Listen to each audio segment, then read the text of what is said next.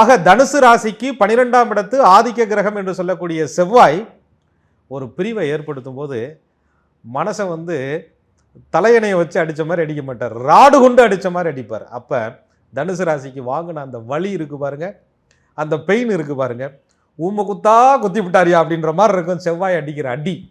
அதனால இவர்கள் ஒரு பிரிவிலிருந்து வெளியில் வருவதற்கு, அந்த உள்காயம் மனக்காயம் மாறுவதற்கு சில நாட்கள் போதாது, சில வருடங்களே ஆகும் தனுசு ராசிக்காரர்களுக்கு.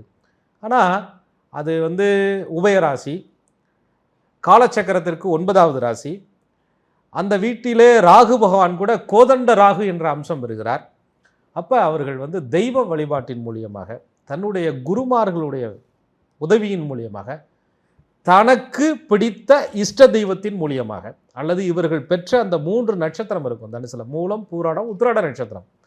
இந்த நட்சத்திரத்திற்கு ஆதிக்க ஸ்தலங்கள், சித்தர் ஸ்தலங்கள், இவர்களுடைய ஜாதகத்தில் சந்திர பகவான் பாதிக்கப்பட்ட நிலையினுடைய அமைப்பு. சந்திரன் தனுசுல இருப்பார், அதை எந்த கிரகங்கள் பார்க்குது, இந்த சந்திரனுக்கு எந்த நட்சத்திரத்தில் இருக்கிறாரோ அந்த நட்சத்திர நாதன் எந்த இடத்துல இருக்கிறார், அதை பொறுத்து இவர்களுக்கு முறையான வழிபாடுகள், சரியான தான தர்மங்கள்.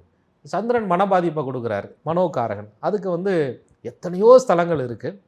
நம்ம பிரசன்ன வெங்கடாஜலபதியை சொல்கிறோம், திருச்சியிலேருந்து முசிறி போகிற இடத்துல. இப்படி ஒவ்வொருவருடைய சுய ஜாதகத்தை பொறுத்து அந்த இறை வழிபாடுகளும் இறைவனுடைய அனுகூலங்களும் இவர்களுக்கு தேர்ந்தெடுத்து கொடுக்கும்போது இவர்கள் அந்த பல வருடமான பாதிப்பை சில நாட்களிலேயே வெளியில் வருவதற்கு அந்த இறைவன் அனுகூலம் பண்ணுவார்.